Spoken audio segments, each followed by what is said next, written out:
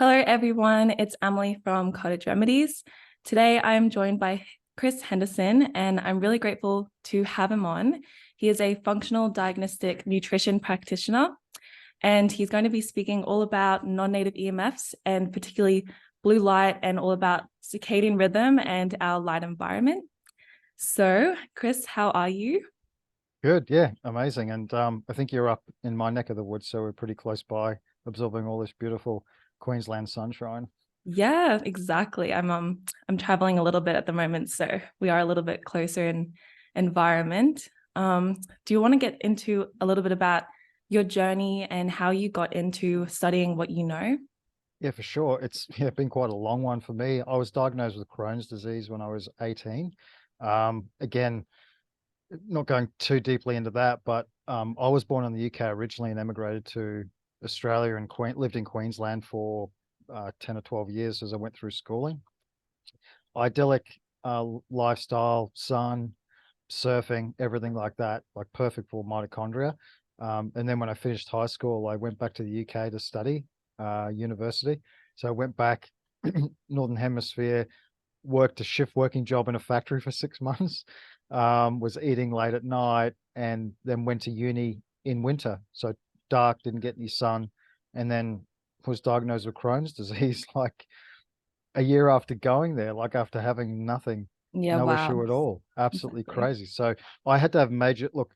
I went down multiple different pathways, like 7 Day Adventist health retreats, juicing, veganism, carnivore, getting my mercury fillings taken out. But I was at such a sort of state, and the progression of the illness was so quick. I had to have major surgery when I was 21. I major removal of large bowel, small bowel, parts of the bowel, Really?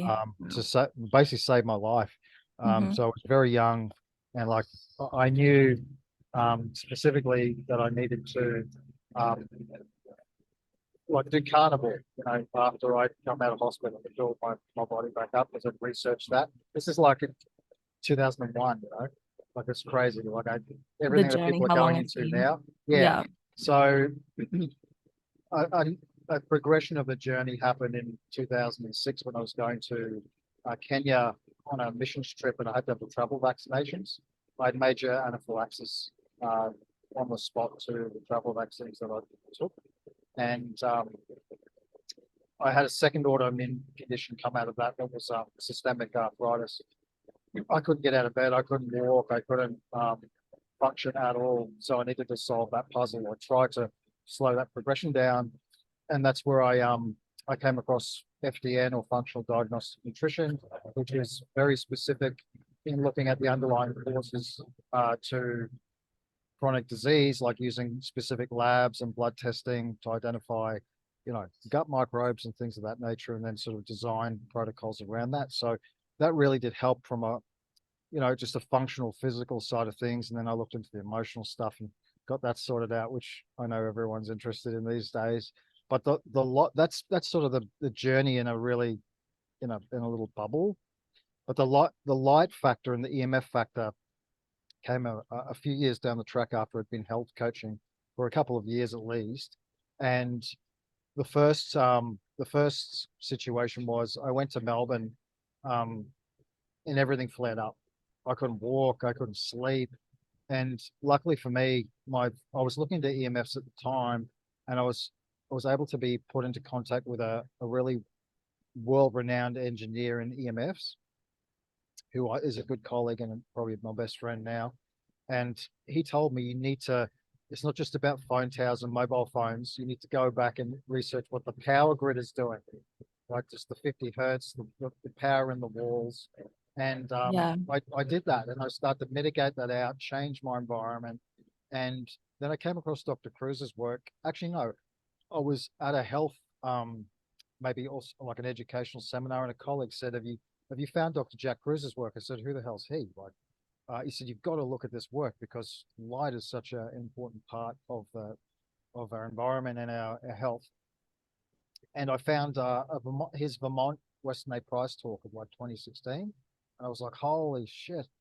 Sorry for swearing. I with the FDN model has missed, the functional medicine model has missed a huge component out that is it like it, it sort of predicates everything that they're talking about, and you need the light to kickstart all these mechanisms and biofunctions that Yeah, it's more run the body, focused on right? the tangible and less Yeah. on like the frequency behind it. So I went all the way from like diet, functional lab testing to segueing out of that to changing my EMF environment, my lighting environment. And now that's virtually, what I do now. I go to houses, I test the lighting, I show them what EMFs are in their little proximal environment, and Cyril will come in and do some of the heavy lifting if they need to do some pretty like heavy duty remediations. So I love it. I mean, and it's all off the back of these intangible frequencies and the things that we can't see, right? Um, yeah, so that's that's like the journey compressed into a short space of time. Yeah, amazing. It's such an uncommon story to hear about, but it's really people don't realize how powerful it is for what you know, and then now what you do, going around to help people out with what you do know. Do you want to speak a little bit on what light actually is? Of course, people think of light as just something that lights up the room, what we see, but it goes so much deeper into wavelengths. And there is, of course, like natural light, and then there's artificial light. So it would be really great if you can explain that. Yeah, I mean, we're all understand, like, you switch the light bulb on and it comes on whenever you want, we don't understand how that affects us. A lot of people don't, but obviously we've got the natural outdoor spectrum of light, the visible spectrum of light that we see, but there's so many other frequencies of light that are unseen. So the UV spectrum is, you can't see it. And then the near and far infrared spectrum, you cannot see it, but they're imposing on our physiology and biology in so many ways. Obviously, the most commonly understood way is how UV light interacts with cholesterol on our skin to liver to make vitamin D, right? Most people will understand that, but most people don't understand how like red light and near infrared light will penetrate right through you and cause cells to create more energy and repair and have your skin repair quickly. So there's these two ends of this spectrum that are unknown but are so critical. And that's what I try and tease out when I do talks. I say, hey, look, especially in Australia, like I'm from the UK originally, and in the UK we all go to Europe for holidays in the summer. We don't put sunscreen on. We get nice and tanned, and we go back to our dreary winter. That's how I experienced growing up. When I came here, it was like, what's all this like slip, slop, slap?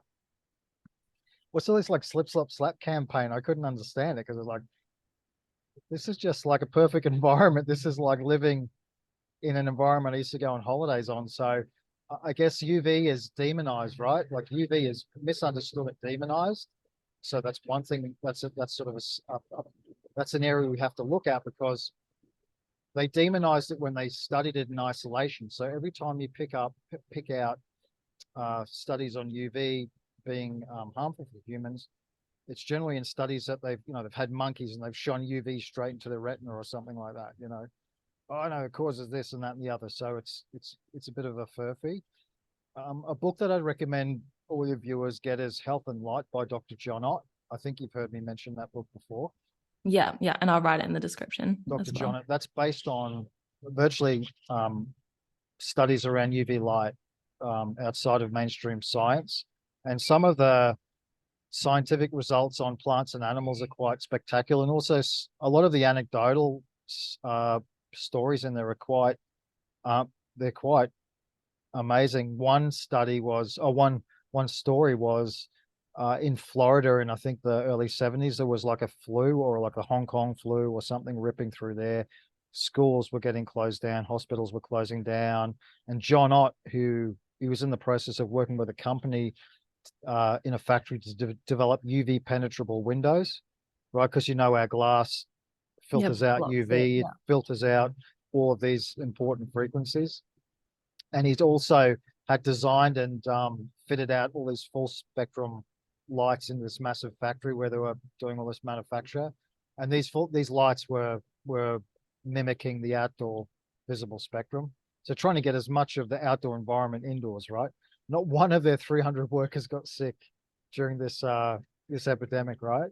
Yeah. It's crazy. So it's like Yeah, and even during COVID, I remember finding articles where like hospitals were using UV, sweepers to disinfect stuff, right? And this thing kills you, right? Mm-hmm. Yeah, that's So exactly right. that's Today, the yeah, yeah. that's the UV part. The UV, you need to do a bit more research into UV and not be as scared of UV. Because there's a deficiency in an absolute epidemic in vitamin D deficiency in Australia Mhm. itself. So Yeah. it's a And mad world. yeah, with that the putting the sunscreen on, we've all been so conditioned to fear the one thing that we are so sure of gives everything on earth life. And we now think that it's, killing everybody when with all these agendas coming through as well. So it's just ridiculous. It just shows how far we've really come And from or so separated from nature. sorry, and that's sort of like, so you have the UV, you've got the visible spectrum, you've got near infrared, and they're doing some amazing studies on near infrared light and Parkinson's disease. There's studies done in Australia with human studies on near infrared and red light, proximal to the brain, and really reversing those conditions of those neurodegenerative conditions with light. Mhm. Unfortunately, like I said, there's a bit of an agenda. It doesn't sort of permeate down into your average GP's office, uh, because he's sort of like the middleman for the pharmaceutical companies. So yeah, there is. I guess I'm with Jack Cruz. I mean, there's also Jacob Lieberman's book. I think I don't know what the title is, but um, his whole, I guess, I don't know, thesis is that light is the medicine of the future, That's and I nice. and I like that. Yeah, that's really nice. So I guess Yeah. that's a little bit about what frequencies we're exposed to, and most of us in modern day are we're not getting enough of those natural frequencies to interact with our biological systems, to turn things on, to turn things off, to set us into that circadian rhythm where our cells can repair and replace themselves, and we're in virtual sync with the natural environment. Instead, we're indoors Hmm. in lighting environments that have taken part of that spectrum, a la the blue and the green, which is it's a very narrow spectrum of light. It's almost, I guess, an analogy would be, okay, you have like the plants, right? And the pharmaceuticals take extracts from plants, and they take a narrow band of that plant, right, and synthesize it, right? And we know there's a big difference between taking whole food things and then just a narrow synthesized version, okay? Yeah. And that's virtually what they've done with the light spectrum. And so That's a you're in good way this, to put it. yeah, this is like a very narrow band. Also, the problem with blue and green light, blue in particular, it's a very energy dense frequency. It's very short packets, wavelengths, very strong, and it's in nature, but it's balanced out with everything else. And it's predominantly in nature to keep you awake, keep cortisol functioning, keep those sort of not stress hormones, but you're virtually awake and alert, because we need to be like that and during the day. So engineers have engineered that light spectrum into our modern lighting, and you're flicking that on during the night, any time of day or night, and it's giving those same signals. It's giving the daytime signal to your eyes and your brain that, hey, it's like midday or 3 o'clock or 4 p.m. And then your body's reacting to that. And you think you understand, sort of scratching your head why I can't sleep. I've got no energy. I mean, you're causing dysregulated chaos to your metabolism and your hormonal system just via the light environment that you have yourself in. Yeah, absolutely. The most powerful sentence or statement that I heard whilst when I was first learning about circadian rhythm and your light environment was that our body can't read time in the same way that our eyes do when we look at a clock. Our body Yeah. actually relies on the light signals from our environment to be able to, time the processes of our body and hormonal system properly. So that was what just made everything click for me. And for some reason, I grew up thinking, surely my body just works off the clock that's in my room in my Yeah. house. You just function, Yeah, you that know, was definitely the most powerful or like eye-opening statement that I heard in this sure, arena of the health. Yeah. for sure. And I guess what we're all been learning, including, our colleagues recently, about melanin, how, the body will build melanin in UV light. And I just thought it was like a sunscreen. Yeah, you build more melanin so you can take more UV light in and da da da. but it's like this massive like detoxification molecule that'll help you detoxify from chemicals and heavy metals. And I guess that might segue into the electrosensitivity part, because virtually you'll become electrosensitive when you cannot detoxify the chemicals and the heavy metals that are coming into your body. And that's Yes. why people move into this room. Like for myself, my electrosensitivity, because I've done a lot of testing, I've done a lot of genetic testing as well. So my genes, and I know the nuclear genome isn't the be all and end all, but in my family runs a copper transportation issue, right? Like utilization of copper is a problem, and we bioaccumulate copper, and that's very dangerous for like mental health. Your brain has a lot of implications for like OCD and anxiety, etc. And guess what copper is? That's what electrical wiring is made of, because it's superconductive. Yeah. So I was becoming electrosensitive because I was full of copper. Yeah, So that's when so I interesting. so when I dealt with that, through various means of I don't say modern detox. We run a program where we help people remineralize. So mineral balancing is the key to, you still need copper. It's not about depriving yourself of copper, but you'll find that a lot of electrosensitivity symptoms will disappear once you can start your endogenous programs. And I guess that also turns back into the light program, because all these systems run on light. Like John Ott, who I mentioned, coined the term malillumination. And he said malillumination is akin to malnutrition as in terms of food.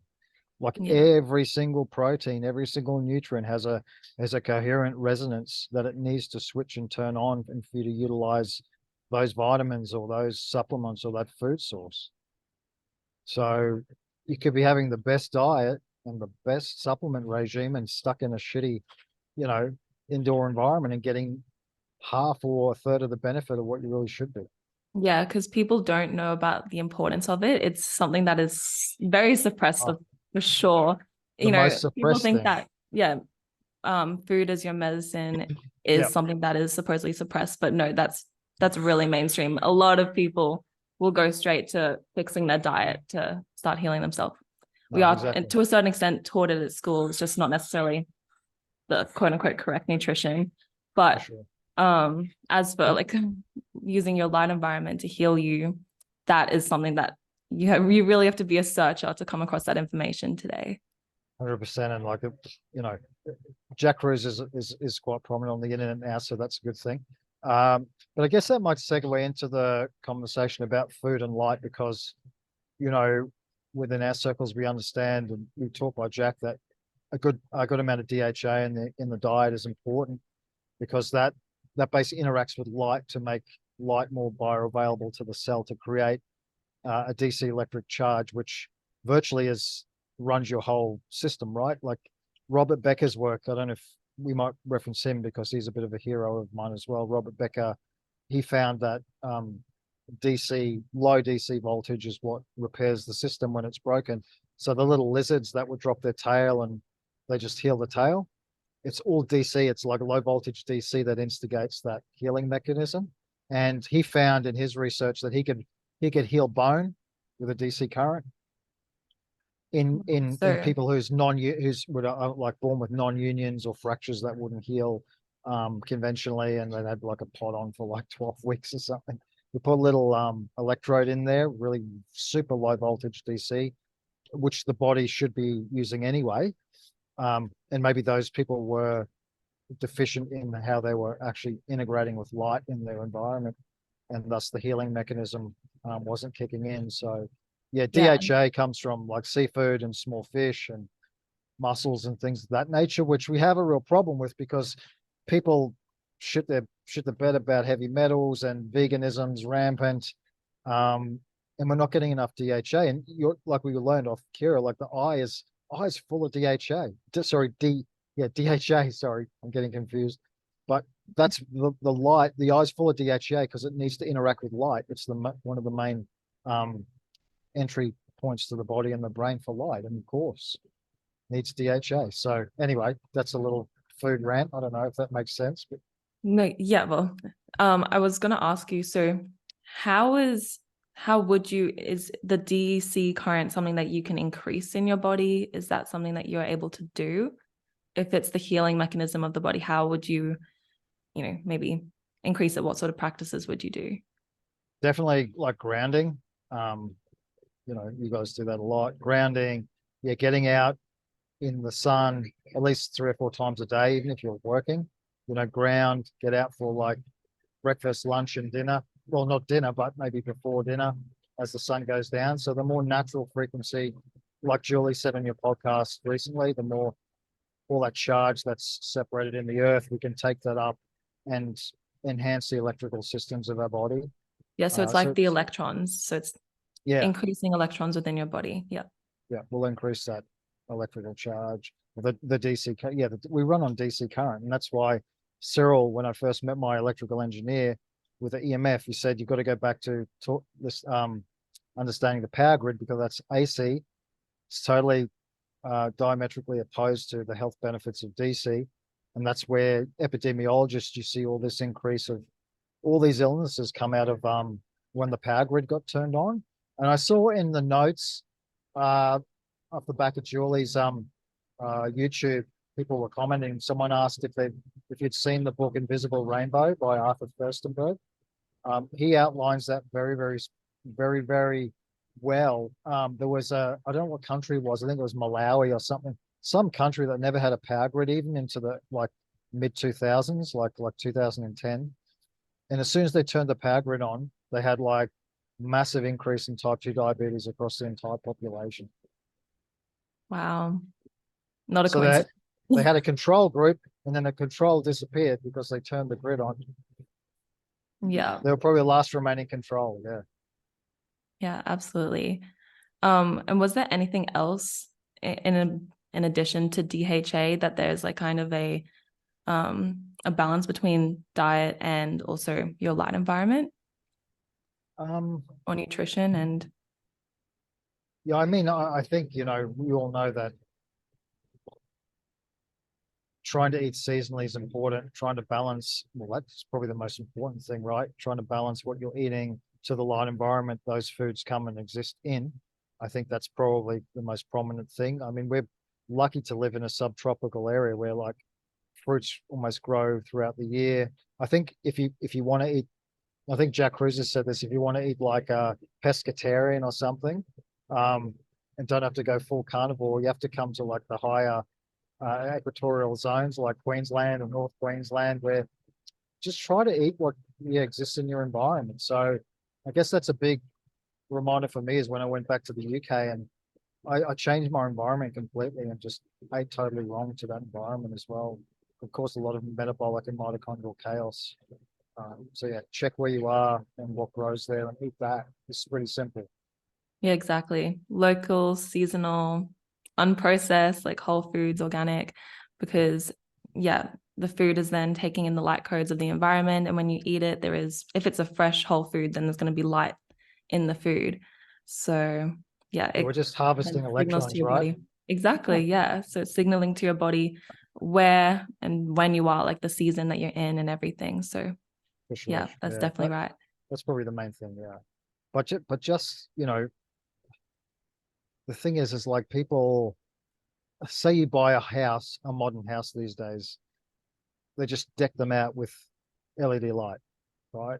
And what people don't realize is even in the absence of food, that blue light will spike your cortisol, spike your insulin. Even if you're in like a fasted state, food doesn't really matter. Well, it does, but it doesn't when you turn the lights on at the wrong time. You basically destroy everything you're trying to do. Yeah, that was one of the crazier things that I learned as well. It's crazy, right? Yeah, it is. I had no idea. I was thinking, so even if you're not eating and you're completely fasted, the artificial blue light is still going to be spiking your insulin, which is Because blue light's designed to wake you up. exactly. Well, yeah, then it makes sense. Yeah. It's matching all these signals. That's right. It's less about what you bought. Well, it's important diet wise, but all these signals that we're getting, people, this is what we need to educate people. You're like an antenna, like for all these signals Yeah. virtually. that's definitely something people should know more about. But people that today, like I already said, it's very suppressed information. But we're working on That's what getting we're it out doing. there, and you're doing a great job, That's what Chris. we're doing. Yeah, that's what we're doing. Yeah. Okay, well, in that sense, do you want to talk a little bit about, well, a little bit more in depth as to how you can actually put this knowledge into practical use into your life? You know, what's the right light environment, and how can you actually attune your circadian rhythm to the light cycles of the day? For sure. Yeah, look, it can be overwhelming. Like if you jump into Jack, like straight away, it took me like months to try and figure out what he was saying and what he was talking about.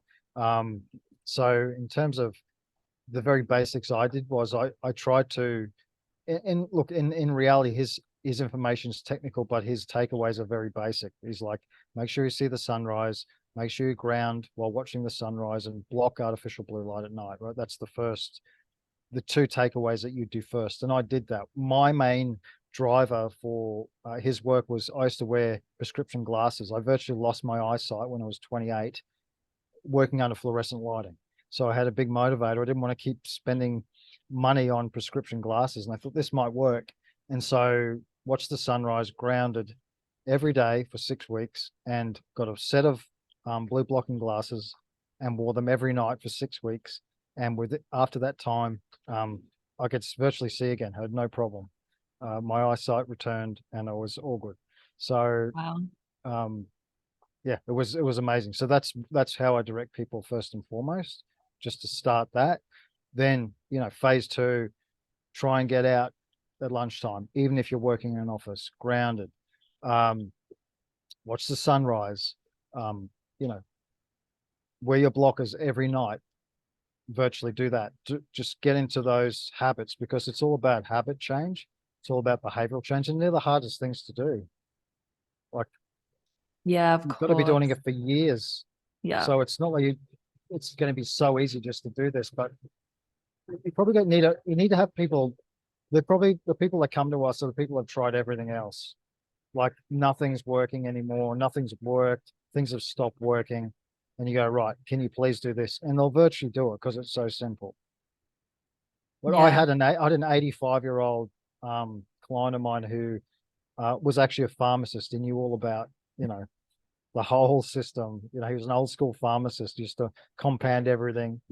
And he was taking melatonin to get to sleep because as you age, there's a calcification of the pineal gland going on. And the melatonin wasn't really working and he was having nightmares and getting up in the middle of the night. And he said, Chris, can you help me? I said, Arthur, this might sound crazy, but can you get some tanning shorts, tan through shorts, get all your gear off, go in the sun in the morning, and then wear these glasses at night time and call me back in a week. And he rings me and he says, hey, I can't believe it. I'm sleeping like a baby and I can't even get through my Netflix movie. And this is like 85-year-old. That's the goal. Super crazy. And I was like, oh shit, this stuff works. He was virtually one of my first clients who it was a bit of trepidation for me because I come from this functional testing diet, got to do all these lab tests and all these supplements first. I thought, oh, what if I shelve that and I just try this first? And it was like, I hope this works. Yeah, and then it turned out great, and it was kind of a confirmation for you. Yeah, and I trusted Jack, like just intuitively trusted, because he's got a pretty big story himself, and I'd recommend everyone go and hear his story. And then I think my second client actually had Crohn's disease and was going towards surgery, and we basically did a lot of light therapy on him, EMF mitigation, and he didn't need surgery. Wow, it's amazing.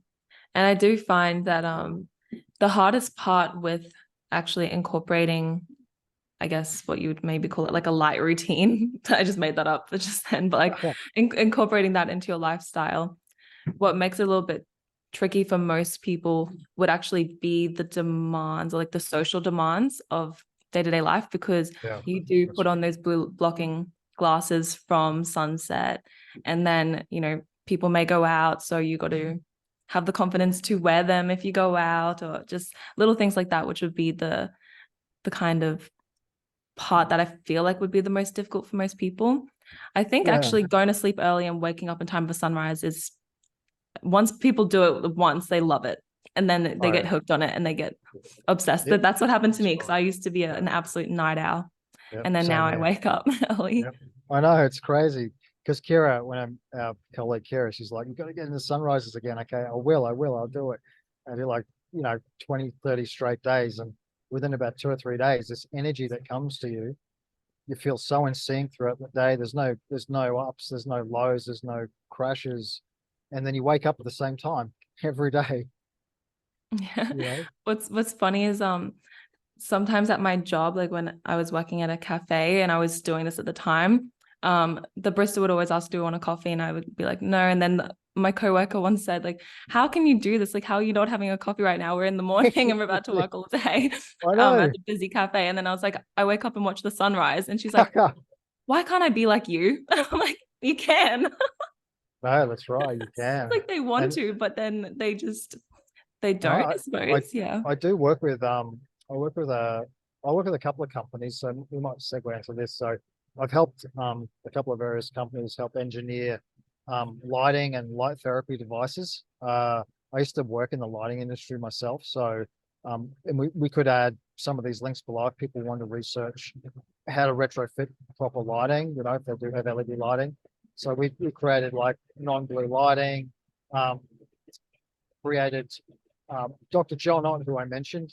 He was creating full spectrum light in America, and I've worked with a colleague of his who basically worked with him closely when he was alive, and they have developed a small full spectrum light panel which includes 4 bands of near infrared, and that I found that very good for people in like Northern Europe or the US that are in those dark winters and things like that, who get SAD, and it's quite prominent. And sorry, the point is that that works like having a cup of coffee. Yeah. People say, "Hey, this is just as invigorating as having a cup of coffee." Getting full spectrum light into your system when you're going through, like, I don't know, a Boston winter or something like that. So we, I'm pretty big in the light therapy side of things too. I think there's definitely a part for that to play in environments that are quite extreme. Yeah, absolutely. And I do have an extra question just to throw in here of something we kind of already discussed, but in certain locations in the world where the sun rises really late, because I went to New Zealand during winter a few weeks ago, and the sun was rising at like 8:30 to 9 a.m. in comparison to in Australia, of course, when it rises much earlier, even in winter. Yeah. So do you still wake up early and then you wear the nighttime blue light blockers until the sun rises, basically? So you want to be blocking any fridge light or any lights until you watch the sunrise. Is that the way to Yeah. go? That is a good idea to do that. Yeah, you don't want to have this stark interruption of your adrenals just going, woof, it's because it's a very delicate system. And I guess I get not on the same topic, but I put a slide in my talks recently from another mitochondrial expert, and he was saying that every day we are mismatched in that circadian rhythm, it's almost like jet lag or you're in like 3 different time zones away from where you are.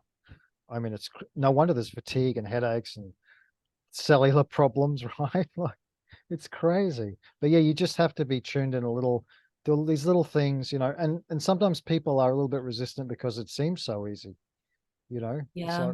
like, how come it's like, you're not charging me 10 grand and you're going to tell me to buy this and buy that and do this? So like, Yeah. what? Yeah. So again, it's like education and working through just getting on that horse. And as you said, the more sunrises you watch, you're hooked. Yeah. Exactly. Yeah. Exactly. And it is really like that.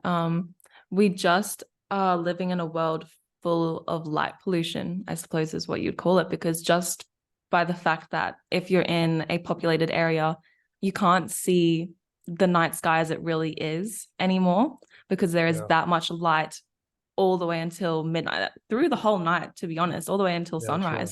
sunrise is when Yeah. all those city lights are on, and the lights from street lights and everything.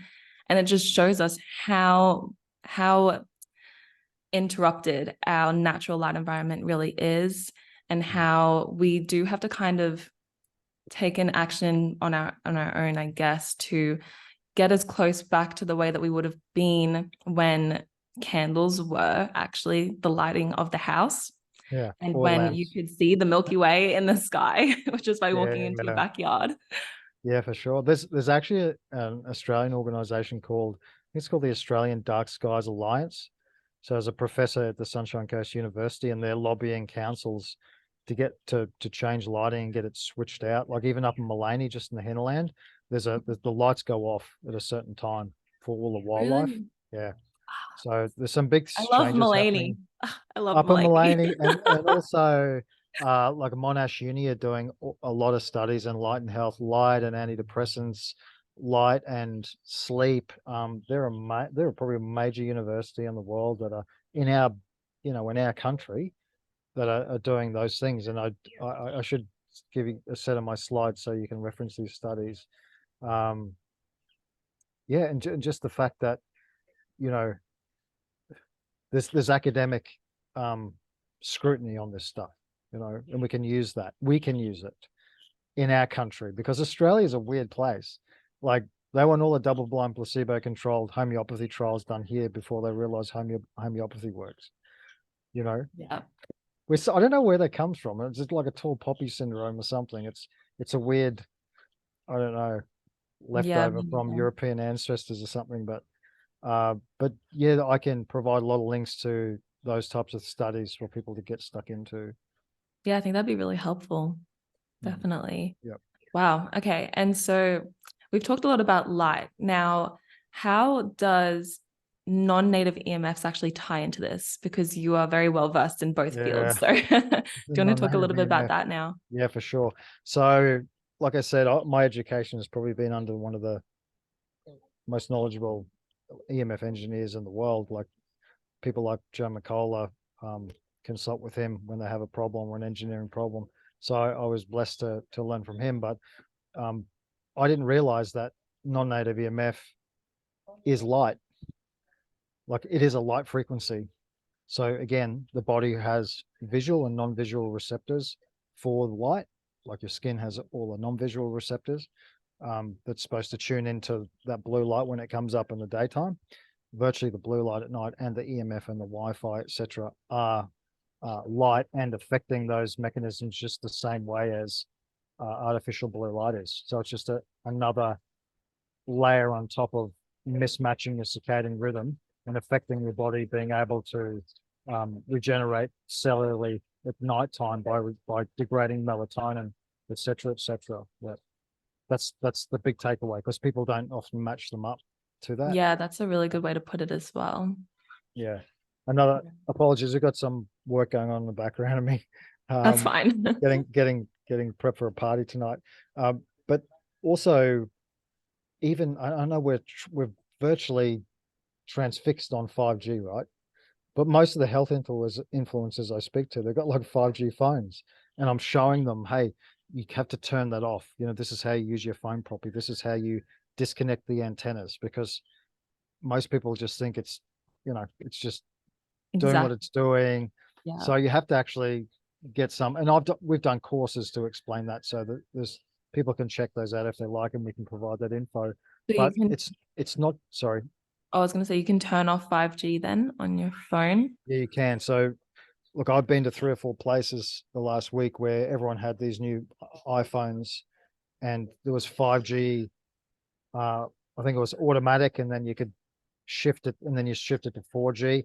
Look, my true recommendation is to get a refurbed iPhone 7 and have it on 3G for as long as this network exists. Like that's my biohack for that. If you're going to get the phones, I know it's difficult because everyone lives on an Insta world, and that's how we get clients and people are focused. That's where the attention is. But you can still use Insta on 3G, I'm pretty sure. Well, I was just thinking about the other day how they're really trapping us in with this technology, because as we've already noticed, they've taken out the earplug port in even Apple and Android phones. And so you have to either use the wireless earplugs or use the charging port. Wow. and buy the Of ones like that. course. So, and I just know it's going to be no time before they're only using the wireless chargers. So there's not Yeah. even a charging port, and You you'll can't. only be able to use wireless earplugs. Like I'm predicting that they're going to bring that in, and then all of a sudden we're having to use well, we don't have to, but like Oh no. the best option is to use the old phones before they all We die got out. get It's all not the like an old iPhone phones. 3 works anymore. Like we only have a set amount of time before they'll probably just take them all out. And they'll be like, you got no choice but to use these Bluetooth products. But well, yeah, and Cyril does talk a lot about that, and he says, look, that they are driving that way, but if consumers wake up, you can drive it the other way. But again, there's agendas involved with that, so I don't know if that isn't necessarily going to change. And then we'll have to go It'll back probably to take a lot fix. of time because there are people lining up for hours when a new iPhone comes out, and they're really driving the consumerism. Dopamine hacked. I'm going the other way. I'm trying to find refurbed sevens. I Like like your way. they're like hen's teeth. They're about $300, so it's pretty good. Yeah. Yeah, look, Oh, I in our already court, told you. yeah, Oh, yeah, I was gonna say I already have spoken to you about this, but that time that I used a button phone for at least a month back when I was in high school, yeah, and I didn't use my smartphone for that entire time. I honestly enjoyed that. I mean, I really struggled sending the messages with the buttons. So I was saying to everybody, okay, you either call me or we don't talk at all because it just you takes really too long want me? You got for to me come to, get me. yeah, No to type one's everything welcome. out. And I had never used a button phone before ever. But Wow. I honestly did really like that.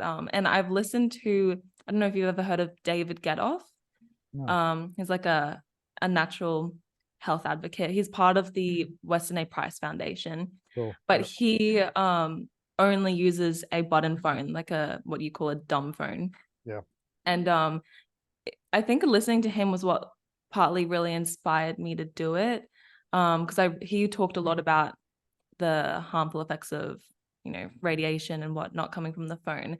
And so he would say it's only even on when he's at home, and when he goes out it's pretty much, oh, other way around, when he goes out it's on, but when he's at home it's turned off. And his house is really wired up rather than using Wi-Fi. And so yeah, I do like the idea of actually using a button phone. I didn't have a problem with that, and it seriously changed my view on using a phone as well, because I found myself I didn't have a tether to a phone. I did not care if I forgot that button phone at home. And when I would sit in the car with other people driving, you talk or you look out the window rather than constantly picking up your phone. yes, yeah. Yeah. They've And hacked the yeah, dopamine. They've hacked their dopamine. it I was the mean, dopamine yeah, detox that I loved, because dopamine detox. I would Yeah, constantly go to pick up my phone and I was like, hang on a second, this is this tiny little button phone. And I was yeah, realizing how subconsciously I was just kept on picking up my phone out of yeah. habit. No, we're all Yeah. addicted. And in our course, I referenced material Harvard University who designed all this rubbish. They said, "Oh, sorry, we just realized we've hacked your dopamine. Um, not sure what we can do about it." So in our course, we actually give people some very specific, easy to follow tips on how to unhack from their phone, while Yeah. still like communicating in this modern world. So I'm consciously aware of not taking things off people, because they're just, it's like coffee. You mentioned coffee before. If you stop coffee in Australia, it'd be World War III. Forget about COVID pandemic. We'll just be like zombies. I Yeah. mean, talk about zombie Everyone would be apocalypse. Just angry. take coffee. Don't worry about anything else. Just take coffee off people. So all these things are like hacking. So, I mean, first and foremost, just try to get people to understand the technology that they use today. There's a good quote actually in the Who have an EMF sort of document, and there's these discussions in that document about the new age of technology coming. Like this is in the 70s, and they had the military do all the biological tests on EMF, and this like, well, at this level that it causes DNA damage. At this level, there's cellular dysfunction. Blah blah blah. And they said, look, if you want to like move forward into the age of technology, right, you got to sort of like push through any regulations or putting a like a ceiling on these biological effects limits, because you won't be able to do it.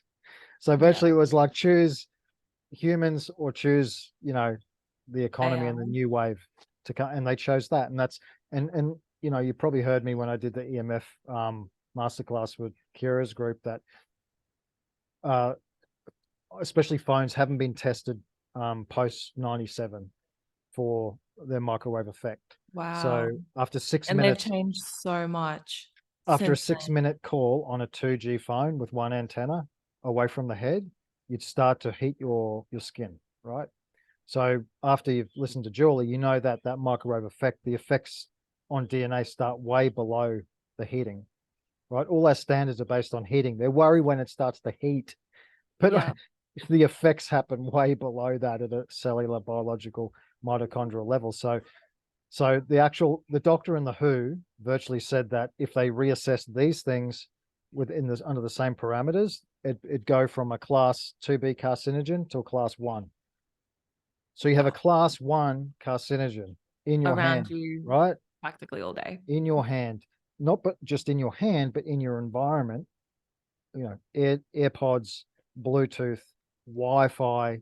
The more and more layers you have, the more and more risk you set in that profile of. They've basically said damage starts, your heating starts here, the microwave effect starts here, and I think it's all these sort of low frequency from like the wiring in your home all up to high frequency bandwidths that satellites uses. They virtually assess that 30 minutes total is virtually like biological systems neutrality. Like you can get exposed for 30 minutes a day to these Wow. accumulative bandwidths without it affecting your biology, right? And now it's everywhere. And now we've got it as a babysitter. We've got it as a pacifier. We've got it as a doctor. We've got it as their banker. We've got it, you know, so people need to understand the history of this stuff to then give them, look, we're humans. We need to be scared shitless. Sorry for swearing again. We need some sort of motivator.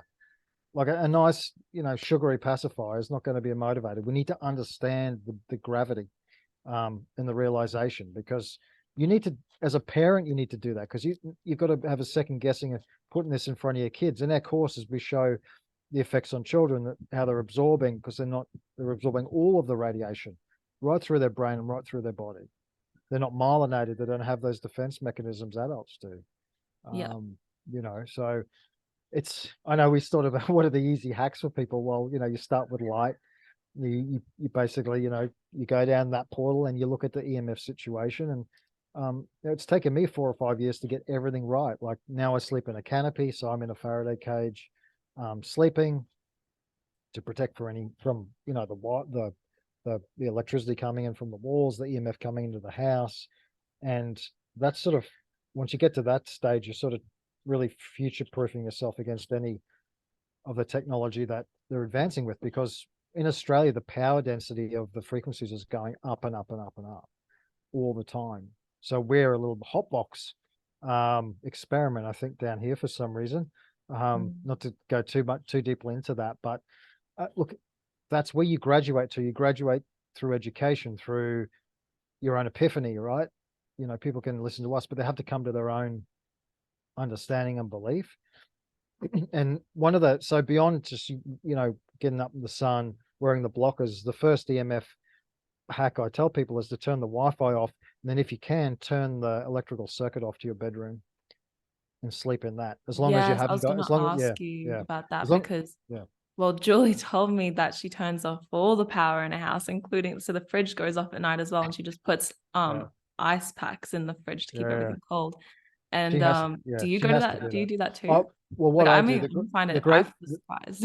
the great thing with that is, where I live, they're all on separate circuits. So the fridge is on a separate circuit to the bedroom. Okay. So you can keep that circuit on. Obviously, that's not the case in Julie's place, but in the US, and you can probably get an electrician to do it here. You just install a cutoff switch to the bedrooms. So all Okay. the rest of the power's on, but it's off in the sleeping space. And you wouldn't believe it. We get people ringing up going, "You've made me sick. I'm sick. I've got XYZ. I'm feeling ill." Yeah, you're detoxing. I'm sorry. Like you've removed the interference from your detox processes at night. You're able to go Yeah. deeper, deal with more toxins, and then other people start to dream vividly, like they got dragons running after them or something. They're in like some sort of movie or video game. Yeah. And this is what happens to people.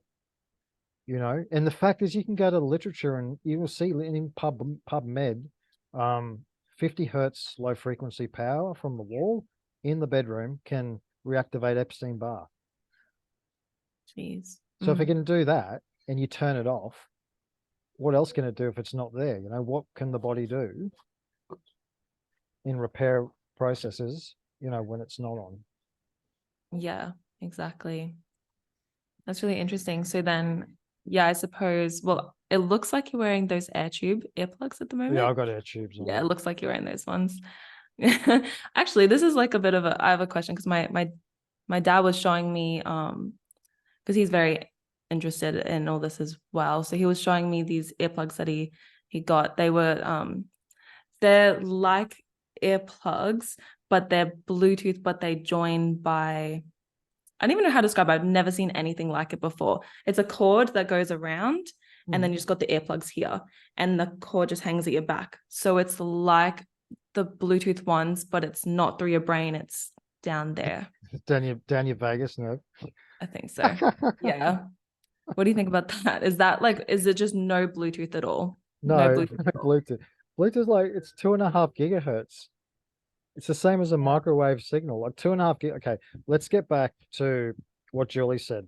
Julie made a very important point that the electromagnetics magnetic field of the Earth has a certain resonance to it. It gets hit by lightning. It picks up all this electrical charge. It's 7.83 hertz, right? She showed you how all those brain waves work on low frequency, 7.83 hertz. That type of Bluetooth at 2.5 and the microwave is 2.5 billion cycles or 2.5 billion hertz a second. Yeah. That's what you're pumping into your body. Like, the body has to deal with that. The natural frequencies are super, super, super low.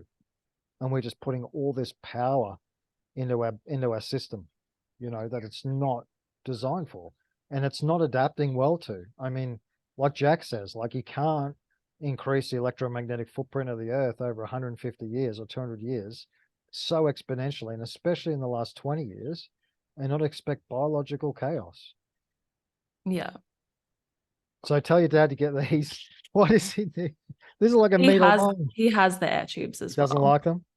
No, oh, no. He was thinking about in situations where maybe, because he virtually downloads everything. Like, his phone was on Yeah. airplane mode for my Yeah. whole life. He was the one that through high what a school great. told me Yeah. to, like, when I would be in high school having my phone in my skirt, it has to be on airplane mode or just leave it in your Oh, locker. Like, he was yep. the one that really was always on top of it.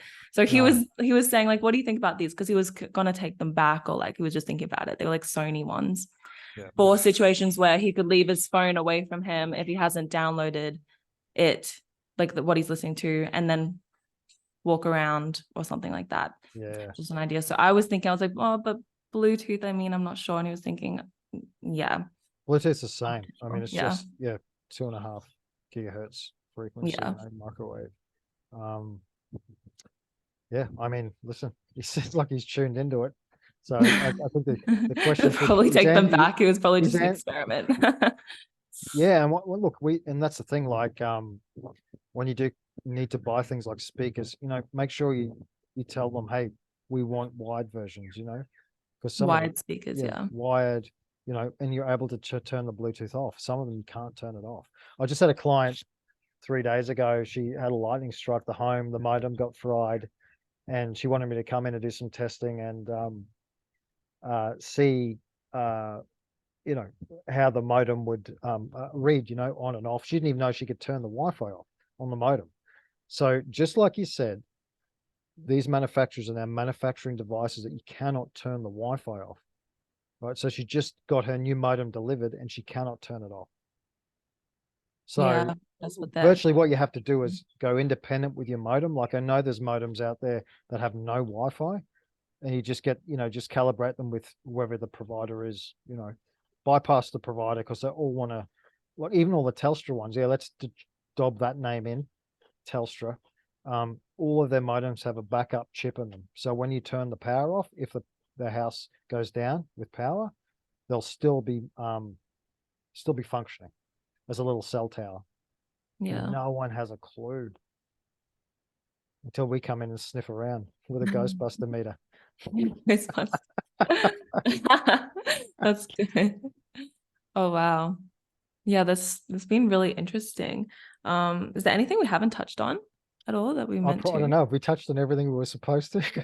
Yeah, we Sort definitely of did. we go I was down just different. thinking, what other questions have I avenues. got?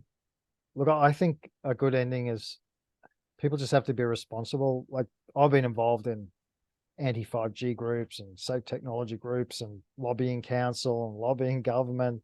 I mean, listen, that's not going to change. I'm telling you. You know, you've got to be responsible for what you're doing, and I think that's a good thing because we all just want to shift the blame onto somebody Yeah. else. We're the ones driving it. We're the ones buying the 5G phones. Mhm. You know, so it's not just on their part. Um, anyway, that's sort of where I'll probably end that.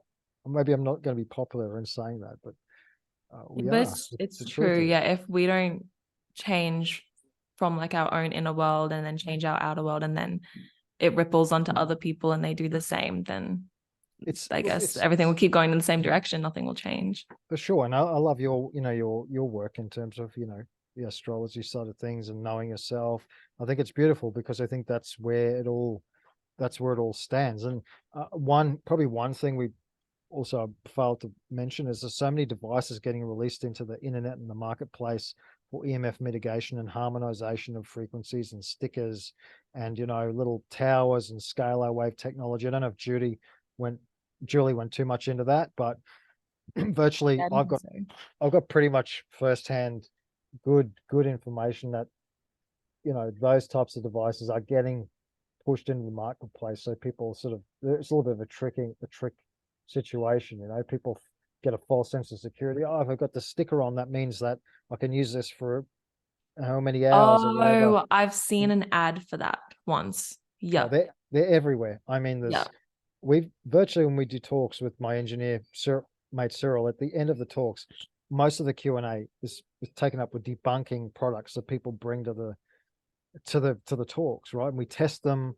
And again, same lady with the modem 3 days ago. She'd bought a particular product to do a certain thing that plugs into a power, and I measured it, and it was doing absolutely nothing for that toxicity. Yeah. Absolutely nothing. And they'd fleeced her of $800. I said, send it back, get a warranty return within 30 days. And you just see it does absolutely nothing. Her whole house is polluted with Wi-Fi from the neighbor. The device was doing nothing for her. She was fatigued, no energy. She said, something's going on here. And I bought these things. I said, look, I've measured both the microwave radiation, the dirty electricity, and they're through the roof. And that's another thing, I guess, that people need to be aware of, especially in Australia, is solar inverters pollute the entire house with what's called dirty electricity, and that's a very aggressive layer frequency or multiple types of low frequency that get layered over to the wiring. And like I said, that PubMed study I referenced at 50 hertz induces Epstein-Barr. That's not inclusive of the dirty electricity that makes that 50 hertz very aggressive. So that's solar panels. The inverter. Inverter, yeah. So I've got a mower and behind Yeah. a massive, Okay, you're back. You're back. You sounded like you were underwater for a second. a massive It's mower. better. All the lawn's getting cut. Oh my God. I'll just ask But one more question and then we can yeah, wrap up. It's but okay. the solar inverters Yeah, are solar inverters. absolutely Okay. toxic, so there are inverters that are engineered better, and we can use filtering for that. So we do have a lot of solutions if people want to look into that. Yeah. And I've seen some people use I think it's shungite crystals. Do you know whether that's legit or? I think Because I've never actually used a reader. Like we have one at home, yeah. but I haven't actually got a shungite crystal, so haven't tried it. I think some of these earth elements do have potential. I mean, like I said, copper is very conductive, so it's like that's one of an element. I have done houses where people had shungite over all of their little electrical points in the house. It was doing nothing to that degree. I mean, you need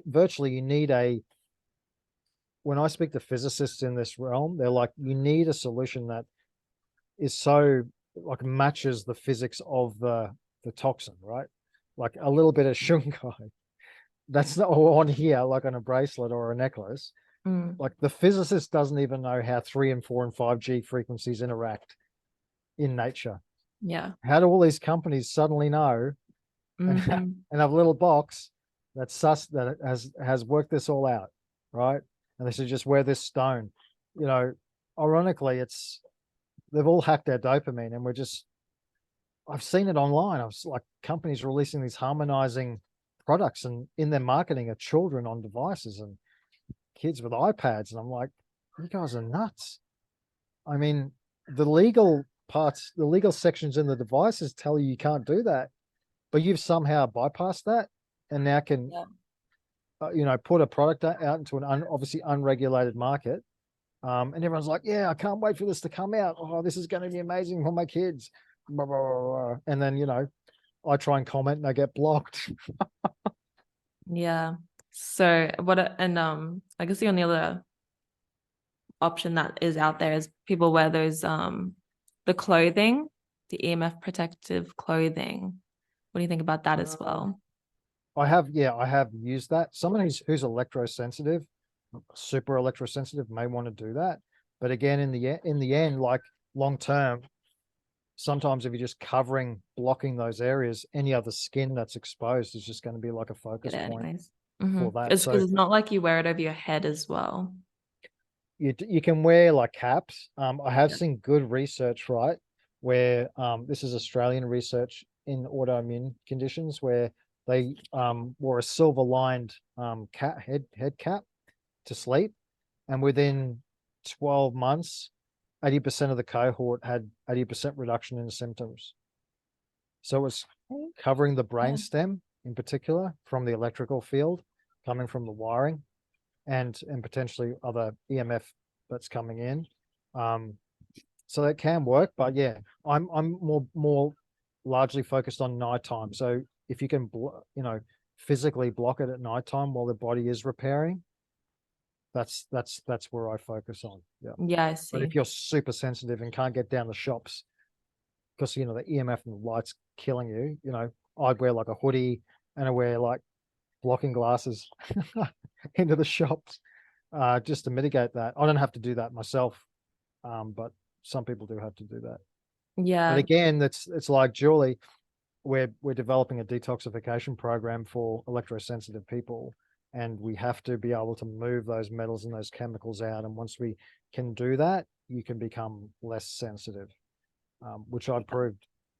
She did send me some links that she said I can add to the description in the last video of some really Sure.